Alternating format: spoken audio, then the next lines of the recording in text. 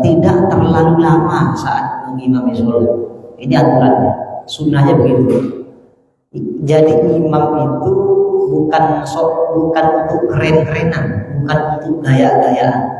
Imam itu punya tanggungan yang luar biasa untuk keabsahan serta hal-hal yang berkaitan dengan sholatnya makmum. Kadang kalau untuk gaya-gayaan beda lagi. Imam itu kalau untuk gaya-gayaan wajahnya yang panjang, sholatnya yang lama, itu untuk gaya-gayaan. Kalau mau ikut aturannya yang dicontohkan Rasulullah, jadi imam itu sholatnya tidak boleh lama-lama. Kenapa? Karena berkaitan dengan orang lain. Orang lain itu punya banyak kesibukan. Ada yang anaknya nangis, ada yang kepikiran mau cepat-cepat kerja, ada yang mungkin sakit perut dan lain sebagainya. Mungkin nahan kencing kan begitu, kita tidak tahu. Makanya oleh Nabi kalau sholat jangan terlalu lama-lama. Bahkan diriwayatkan dari sahabat Anas bin Malik radhiyallahu anhu, beliau berkata begini, "Ma shallaitu khalfa ahadin sholatan akhaf wala atam min sholati Rasulillah sallallahu alaihi wasallam." Kata beliau, sahabat Anas bin Malik, saya tidak pernah sholat di belakang siapapun yang sholatnya lebih cepat dan lebih sempurna daripada sholat Rasulullah sallallahu alaihi wasallam. Nah ini sholat Nabi itu kesannya bagi para sahabat itu cepat. Ketika beliau jadi imam, cepat tapi sempurna. Ada orang cepat nih dan sempurna ya, makmumnya sampai kelelahan mau kejar dia. Ini beda lagi. Ukuran cepat itu sunnah-sunnahnya tetap dikerjakan. Tasbihnya saat ruku ya 3 kali, tasbihnya saat sujud juga 3 kali. Bukan berarti cepat itu satu-satu. Itu beda lagi.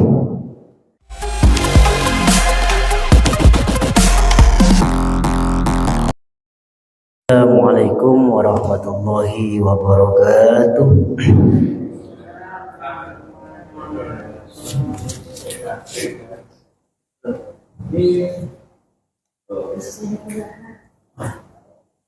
Bismillahirrahmanirrahim.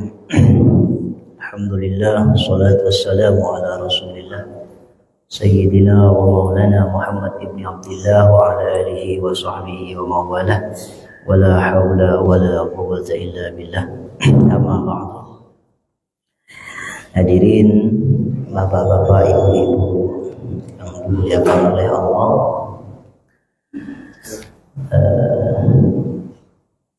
alhamdulillah pada malam hari ini kita bisa bertatap muka kembali.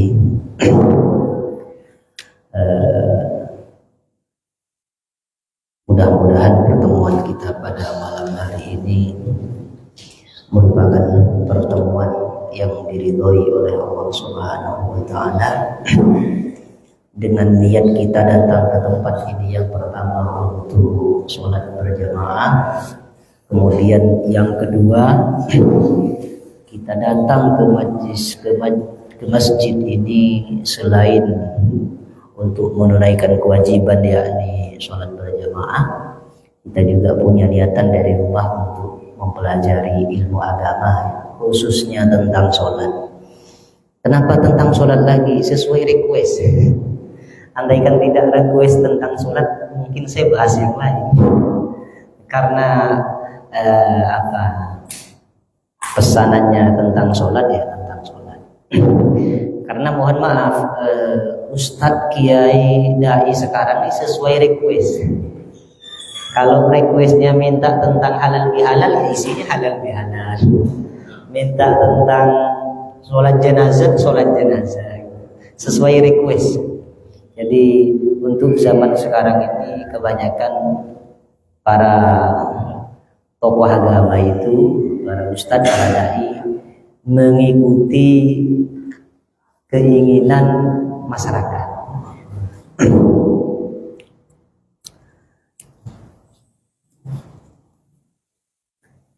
Kata Nabi,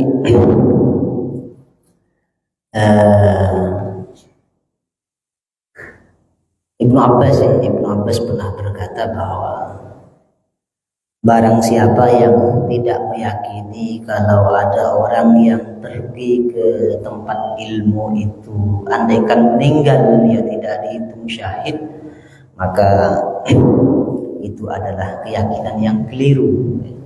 Artinya orang pergi ke majelis ilmu itu sama dengan orang berjihad. Makanya dulu ketika Nabi mengumumkan perang, tidak semua sahabat ikut. Ada sebagian yang tidak diizinkan ikut oleh Nabi. Tujuannya apa? Untuk memperdalam agama, menyebarkan agama. Kalau semuanya ikut perang nanti habis. Nah, baik, pada kesempatan malam hari ini saya ingin membahas tentang sholat jamaah. Kalau kemarin kan umum ya. Setelah kita tahu bahwa rukun sholat itu ada 14, ada yang bilang 13, ada yang bilang 17, ada yang bilang 18, tapi intinya sama. Cuma cara penghitungannya saja yang beda-beda. Ada yang dihitung 1, ada yang dihitung 2, gitu, sehingga jumlahnya beda-beda. Tapi yang jelas rukun sholat itu ya semua yang sudah kita praktekkan, mulai dari takbiratul ihram sampai salam. Ada sebagian yang sunnah, ada mayoritas yang fardu atau rukun. Sebelum saya masuk ke pembahasan sholat jamaah, penting untuk kemudian diperhatikan yang pertama tata cara takbiratul ihram. Takbiratul ihram yang baik itu ya, cara takbirnya, tangannya ini posisi tangannya, ibu jarinya ini sejajar dengan pentil telinganya, ibu jari. Kemudian ujung jari yang lain itu sejajar dengan daun telinga yang bagian atas, sehingga posisi tangan ketika takbiratul ihram ini tidak terlalu tegak, tapi dia agak condong sedikit. Untuk apa? Untuk menyesuaikan tadi ini. Kalau tegak gini kan nanti lebih ininya ya dari daun telinganya. Tapi kalau kemudian ini dinundukkan sedikit, dicondongkan sedikit, maka dia akan sama. Nah, tujuannya itu. Dan posisinya telapak tangan ini menghadap kiblat. Jadi jangan miring begini. Jadi jangan miring, tapi harus menghadap ke kiblat. Karena ketika sholat diusahakan seluruh anggota tubuh kita ini menghadap kiblat, termasuk kaki. Posisi kaki kadang ada orang yang kakinya mohon maaf begini. Sunnahnya itu begini, lurus kakinya itu, biar semuanya bisa menghadap kiblat. Jadi tidak dimiringkan tapi diluruskan. Sama dengan posisi tangan ketika takbir. Jangan terlalu ke belakang, jangan terlalu ke depan ya. Maka posisikan dia ini sejajarnya dengan pundak, tapi jarinya kalau ibu jari sejajar dengan pentil telinganya, tapi tidak usah nempel, sejajar saja. Sejajar itu artinya lurus ya. Dan kedua tangan ini sejajar dengan bahu. Nah, jadi lurus dengan bahu. Untuk jarinya itu diluruskan dengan telinga sesuai dengan tadi yang saya sebutkan itu. Kemudian yang perlu juga diperhatikan ketika tahiyat awal maupun tahiyat akhir, ketika kita sudah sampai ke lafzul jalalah, asyhadu an la ilaha illallah, itu kan kita sunnah telunjuknya diangkat. Telunjuknya diangkat ketika pas kita menyebutkan lafzul jalalahnya, yakni lafaz Allahnya, jadi illallah. Dan posisi jarinya jangan terlalu tegak ya.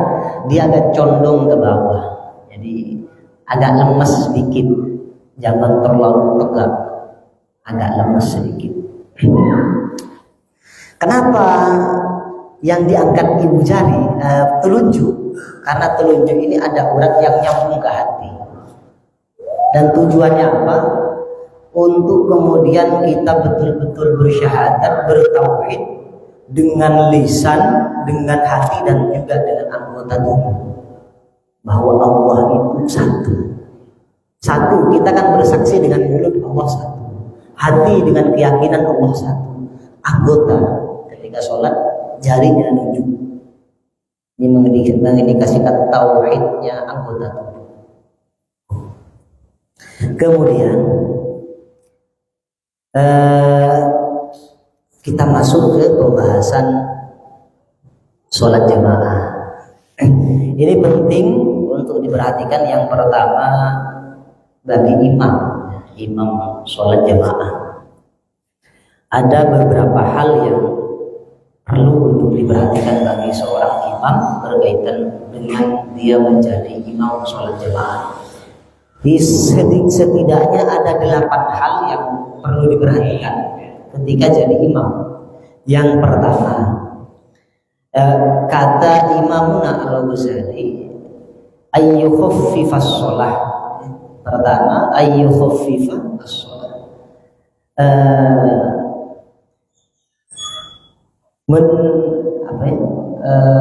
tidak terlalu lama saat mengimami sholat. Ini aturannya, sunnahnya begitu. Jadi imam itu bukan untuk keren-kerenan, bukan untuk gaya-gayaan. Imam itu punya tanggungan yang luar biasa untuk keabsahan serta hal-hal yang berkaitan dengan sholatnya makmum. Kadang kalau untuk gaya-gayaan beda lagi.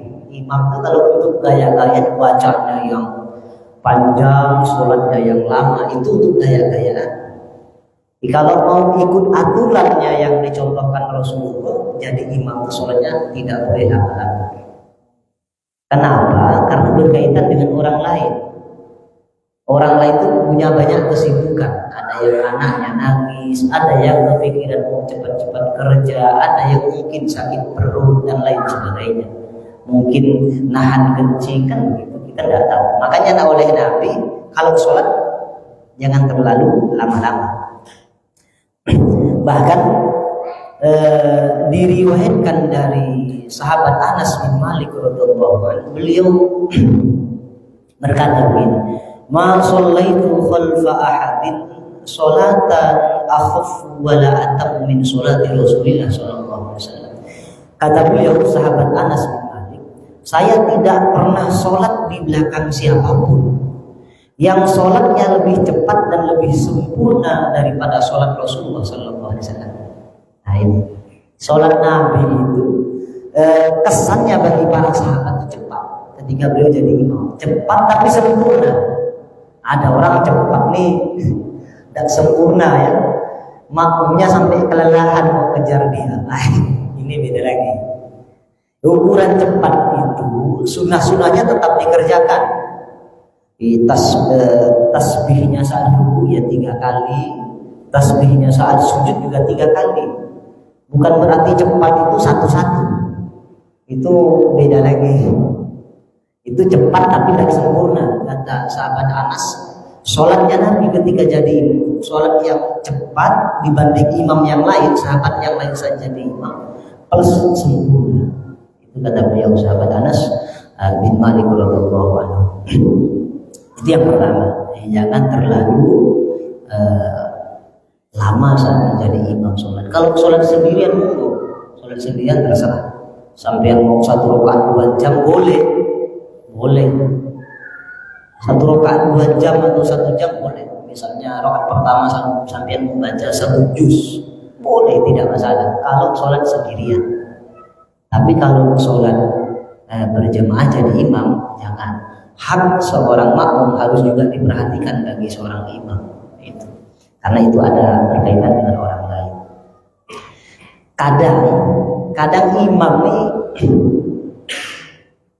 sebenarnya kan surat-surat itu sudah ada aturannya ya. Kalau sholat Jumat sunnahnya membaca surat itu Sabbihisma al-A'la, Sabbihisma rabbikal a'la. Kemudian yang kedua surah itu Al-Wasyiyah ya. Al-Wasyiyah itu kan sunnahnya begitu aturannya. Tapi kadang ada orang yang imam cari surat yang lebih panjang atau cari surat yang lebih panjang tapi tidak sempurna, kan ada juga. Mungkin dia baca surah apa gitu, surah misalnya Jum'ah ya, surah Jum'ah diambil tengahnya dibaca. Ini sebenarnya aturannya tetap lebih afdol membaca surat pendek yang sempurna daripada baca surat panjang tapi tak selesai atau diambil di tengahnya. Makanya tadi saya bilang kalau jadi imam untuk gaya-gayaan beda lagi. Kalau betul-betul jadi imam dan dia mau siap menanggung tanggungan beban dari makmumnya, ini diusahakan harus sesuai aturan. Kalau itu kan sudah panjang juga ya, surat-surat yang yang dikhususkan itu. Soalnya cuma ini yang dibaca itu. Ya itu aja. Kalau udah hafal mungkin cari yang lebih pendek. Ada orang kadang tidak hafal itu, dia menghafalkan yang surat panjang tadi tapi dia ambil sedikit. Nah ini perlu dicurigai, bisa jadi untuk gaya-gayaan dia jadi imam. Itu yang pertama. Yang kemudian yang kedua, wala yukabbiru ma lam yafru al-mu'adzin min al-iqamah wa ma lam tastawi as-sufuf. Ini imam juga nih. Imam jangan keburu takbir, jangan keburu mulai sholat kalau satu iqamahnya belum selesai, yang kedua kalau barisannya belum rapi. Makanya imam itu perlu memperhatikan barisan makmumnya, softnya dilihat dulu, diperhatikan, suruh baris dengan rapi yang lurus rapat. Jangan keburu-buru kalau jadi imam. Kalau belum mulai diperhatikan betul itu barisannya, jangan asal datang langsung mulai. Makmumnya belum siap. Kenapa begitu? Karena makmum kalau kemudian dia takbiratul ihram pas berada setelah imamnya takbiratul ihram itu pahalanya luar biasa sekali. Makanya kalau makmumnya sudah siap baru imamnya takbir, agar kemudian semua makmum jadi bisa takbir takbiratul ihram, bisa masuk ke dalam sholat tidak terlalu lama dari imamnya masuk gitu. Agar dianggap berbarengan. Kalau belum siap makmumnya, imamnya keburu takbir, kan nanti bisa tak dapat pahala itu. Pahala segera masuk ke dalam sholat takbiratul ihram bersama imam. Itu yang kedua, yang penting untuk diperhatikan terutama bagi yang jadi imam. Kemudian yang ketiga, wa yarfa'ul imam sautahu bin takbirat. Imam kalau jadi imam, takbirnya baik takbiratul ihramnya ataupun takbiratul intiqalnya, takbir sebagai tanda perpindahan dari satu rukun ke rukun yang lain. Biasanya kan kalau selesai belajar surat pendek kan kita mau rukukan takbir, Allahu Akbar, kemudian ruku, bangun dari ruku sami Allahu liman hamidah, nanti mau sujud takbir lagi. Itu namanya takbir intiqal ya. Takbir menandakan perpindahan dari satu rukun ke rukun yang lain. Ini kalau jadi imam dikeraskan biar makmumnya tidak bingung. Oke kalau tidak mati lampu ya. Kalau mati lampu kan kalau suara imamnya tidak dikeraskan saat takbir itu makmumnya bisa gelabakan. Sehingga nanti pakai perkiraan makmumnya. Ini kayaknya kira-kira imam saya sudah bangun. Kan begitu. Setelah hidup lampu ternyata belum. Nah, ini kan bahaya juga. Nanti bisa mendahului imamnya itu makmum. Makanya tadi saya bilang tanggungan imam itu besar. Kalau karena tadi ini karena gara-gara imam tidak mengeraskan suaranya ini, kemudian makmumnya mendahului imam satu rakaat kan satu rukun bisa membatalkan. Bisa membatalkan kalau disengaja. Makanya suaranya itu dikeraskan agar nanti makmum itu tidak mendahului imam di dalam gerakan sholatnya. Kemudian yang keempat, wala yarfa'ul ma'mum sautahu illa biqadri ma yasma'u yusmi'u nafsahu. Ini untuk makmum. Makmum jangan mengeraskan suara kecuali hanya sekedar bisa didengar oleh telinganya sendiri. Ini kalau jadi makmum. Jadi tidak usah nyanyi imam kalau jadi makmum. Tidak usah keras-kerasan. Kalau jadi imam suaranya yang keras, ya. Kalau jadi makmum yang lirik, Yang penting telinganya dengar. Gitu. Kalau terlalu lirik sehingga telinganya tidak mendengarkan, berarti bacanya tidak dianggap. Ya. Dia tidak dianggap baca Fatihah. Kalau cuma menggerakkan bibir saja, kemudian tidak ada suaranya yang didengar oleh telinganya sendiri, bacaan dia tidak dianggap, sehingga rukunnya batal nanti. Kalau rukunnya batal, kurang, cacat, sholatnya batal. Nah, itu. Kemudian yang keempatnya, wa yusirru bi du'a'il iftitah wa ta'awud. Ini kalau jadi imam, doa iftitah dan ta'awudnya itu juga lirik sebagaimana orang sholat sendirian. Pas keras itu saat baca Bismillahirrahmanirrahim. Kemudian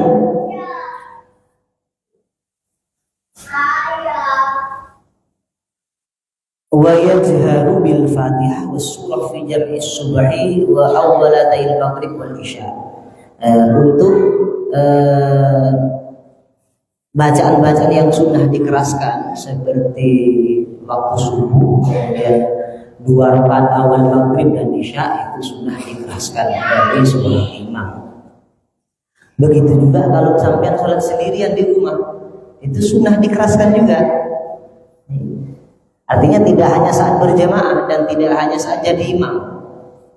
Kalau jadi sholat sendirian di rumah, untuk rokaat yang bacanya sunnah dikeraskan, sholat sendirian itu tetap sunnah dikeraskan. Artinya kalau dikeraskan dapat pahala, itu mengeraskan suara itu dapat pahala. Jangan malas ya, karena dapat pahala. Kadang pahalanya karena tidak nampak, seakan-akan tidak ada artinya. Seakan-akan. Buktinya kita malas melakukan kesunahan yang kayaknya sepele tapi ada pahalanya. Contoh senyum itu sepele itu ada pahalanya. Tapi tidak semua orang bisa senyum. Paling dia pas bahagia saja bisa senyum. Pas lagi susah, tidak ada duit, mau cari undangan tak dapat, itu sudah susah senyum. Padahal senyum itu yang mungkin lebih banyak pahalanya saat susah. Saat susah daripada saat bahagia. Kalau saat susah nih, meskipun kata orang terpaksa, tapi itu yang jelas dalam keadaan begitu bisa senyum. Berarti niatnya kan betul-betul karena ibadah, bahwa senyum itu adalah ibadah, sehingga dalam kondisi apapun tetap harus senyum. Kemudian wa yaskutul imam saktatan akibal Fatihah wa yaqra'ul ma'mum al-Fatihah fil jahriyah fi hadhihi saktah. Kalau selepas baca Fatihah, imam sunnah diam sebentar untuk memberi waktu makmum baca Fatihah. Jadi jangan langsung baca surat. Sunnahnya kita diam sebentar. Kira-kira makmumnya sudah baca Fatihah, kita masuk dalam pembacaan surat. Tujuannya apa? Agar ketika kita membaca surat di dalam sholat, makmumnya bisa dengarkan. Kalau barang kan nanti tidak fokus mendengarkan bacaan Qur'annya imam, ya kan? Misalnya kita habis Fatihah langsung baca surat, tidak diam sejenak, sehingga kan nanti kita baca bareng dengan makmumnya juga baca Fatihah. Makmumnya baca Fatihah, kita baca surat pendek. Padahal kan kata Al-Quran, wa idza quri'al Qur'an fastami'u lahu wa ansitu la'allakum turhamun. Ketika dibacakan Quran, ayo ansitu, fokus diam, fokus dengarkan.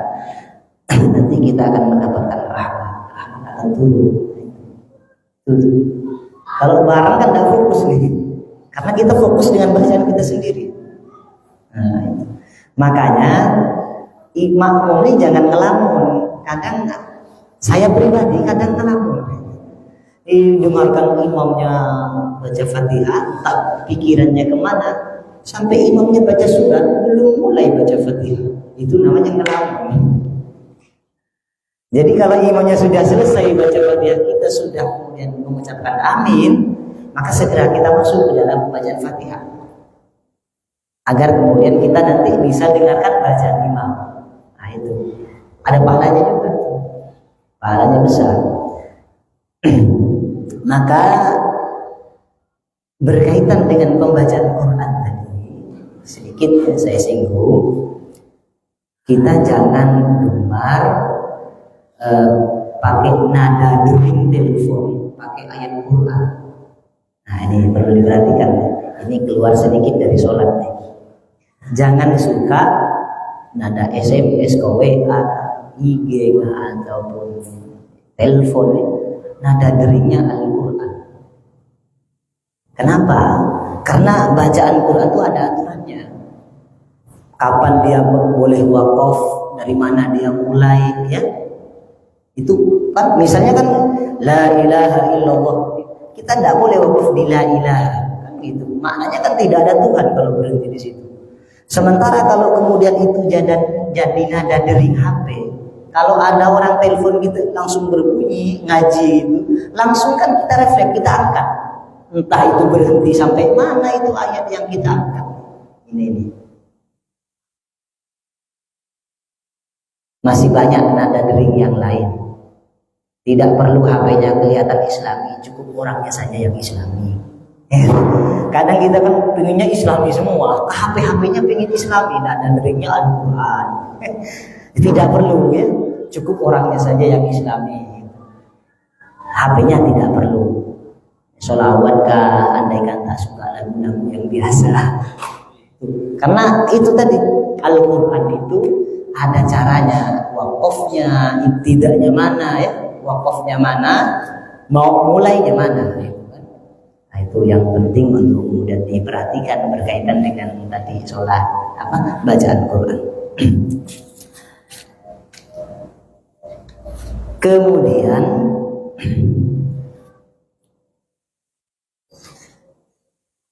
wala yazidul imam ala thalathin fi tasbihatir ruku' was sujud. Kalau jadi imam, tasbihnya saat rukuk dan sujud tidak boleh lebih dari 3. Jadi imam, kalau jadi imam, tasbihnya 3 saja. Subhana rabbiyal azim, subhana rabbiyal azim, subhana rabbiyal azim, subhana rabbiyal a'la, subhana rabbiyal a'la, subhana rabbiyal a'la. Yang panjang sedikit, subhana rabbiyal a'la wa bihamdi, ada tambahan wa bihamdinya. 3 kali. Jangan dilebihkan. Kalau jadi imam, kalau sholat sendirian monggo dilebihkan sampai batasnya sampai 27 tasbih. Andaikan mau sholat sendirian, mau lama rukuknya karena merasa nyaman rukuk, ya, nyembah kepada Allah, ingin lama baca tasbih 27. Itu. Tapi kalau jadi imam kasihan makmumnya. Ya kalau kita imamnya nyaman, makmumnya yang tak nyaman. Karena kita berkaitan dengan orang lain. Bahkan kata beliau wala yazidu fit tasyahhudil ula ba'da fit tasyahhudil awal ba'da qouli Allahumma shalli ala Muhammad. Bahkan saat tahiyat awal baca tasyahhud, imam tidak boleh menambahi bacaan setelah membaca sholawat. Ya Allahumma shalli ala Muhammad, sudah langsung berdiri. Dia tidak sunnah menambahi. Kalau jadi makmum, andaikan kita sudah selesai sampai jadi makmum, ya. Saya misalkan jadi makmum, saat tasyahud saya sudah sampai Allahumma sholli ala Muhammad. Imamnya belum berdiri, kita sunnah untuk menambahi, tak masalah. Misalnya mau doa apa, boleh kalau jadi makmum. Imamnya yang tak boleh nambahi, dia harus sunnahnya berdiri. Bahkan saat tasyahud akhir, ini kata beliau Imam Al-Ghazali, tidak boleh melebihi ala qadri tasyahudihi wa salatihi ala Rasulillah sallallahu alaihi wasallam. Kalau jadi imam saat tasyahud akhir pun dia tidak sunnah untuk berlama-lama. Bahkan kata beliau tasyahudnya itu harus sampai salawat Ibrahimiyah itu fil alamin innaka hamidum majid ditambahin doa yang pendek. Ya, doa pendek. Doa pendek. Jangan terlalu panjang kalau jadi imam. Misalnya Allah tsabbit qalbi ala dinika wa ala ta'atik. Salam. Itu aturannya begitu. Kemudian ini saya rasa ini kan sudah salam. Kemudian berkaitan dengan jamaah, posisi kakinya, ini posisi kaki saat jadi makmum ya, harus dibuka, harus lebar ya, seukuran satu jengkal tangan, segini aja. Ini jangan antara kaki satu dengan kaki yang satu ya nih.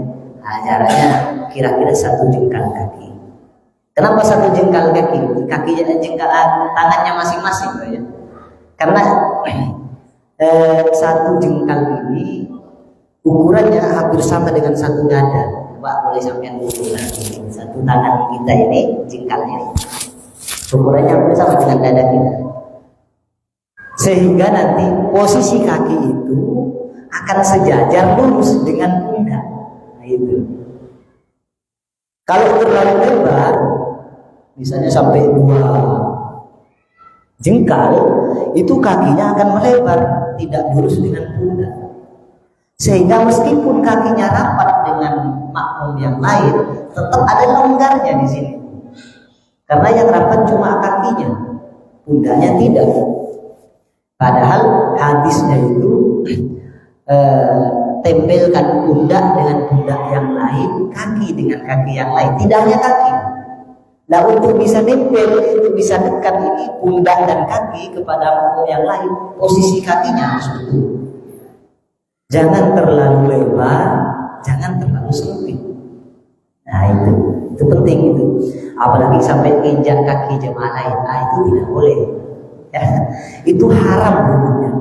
Jelas itu haram. Kenapa? Itu mengganggu orang lain. Oh, ada orang tidur di masjid, kita ngaji Quran, kok dia terganggu padahal memang belum waktunya sholat ya, belum waktu sholat fardu. Kita ngaji Quran di masjid sini, ada orang tidur, udah terbangun dia terganggu, hukumnya haram kita ngaji Quran di situ. Apalagi mengganggu orang sholat, orang tidur aja haram diganggu. Bahkan tidurnya di masjid, tidak di rumah. Karena tidur di masjid itu boleh, asal dia bisa menjaga dari hal-hal yang bisa mengotori masjid, kan begitu kan? Aturannya begitu. Ada orang ngaji, kok dia terganggu, haram. Nah, apalagi sholat sampai nginjak kaki makmum yang lain, sehingga merasa risih dan nyaman, itu haram. Itu haram. Karena yang diganggu orang sholat, kalau sudah merasa risih, dia jelas tak bisa khusyuk. Tidak akan bisa khusyuk. Dia mungkin akan sibuk menghindari kakinya. Digeser sedikit, dikejar lagi, digeser lagi, dikejar lagi. Nah, ini terus begitu. Itu yang perlu untuk saya sampaikan berkaitan dengan sholat jamaah ya. Dan ini satu lagi, posisi imam dan makmum ya.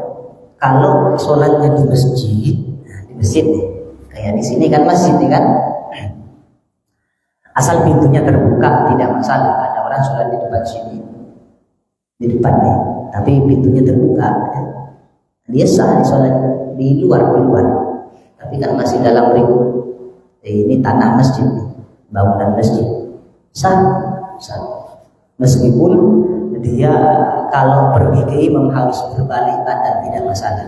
Kalau sama-sama di masjid, beda kalau musola. Ini perlu sekali untuk diperhatikan, karena saya pernah melihat kejadian itu banyak tempatnya yang agak kurang tepat itu posisi saat berjamaah. Kalau musola, misalnya ini musola, di sini imam, di situ ada pintu, di belakang pintu, tapi bukan masjid musola. Saat tarawih kan biasa kalau awal-awalnya ramai, ya kalau awal-awal sampai terisi ke depan, di emperan depan diisi. Ini yang depan ini tidak sah sholatnya, yang bagian depan, karena dia ini bisa pergi ke imam cuma dengan cara berbalik badan. Itu yang batalkan. Kita ini kan kalau sholat antara imam dengan makmum syaratnya dua. Yang pertama harus bisa pergi ke imam dengan jalan yang normal. Jalannya normal, satu.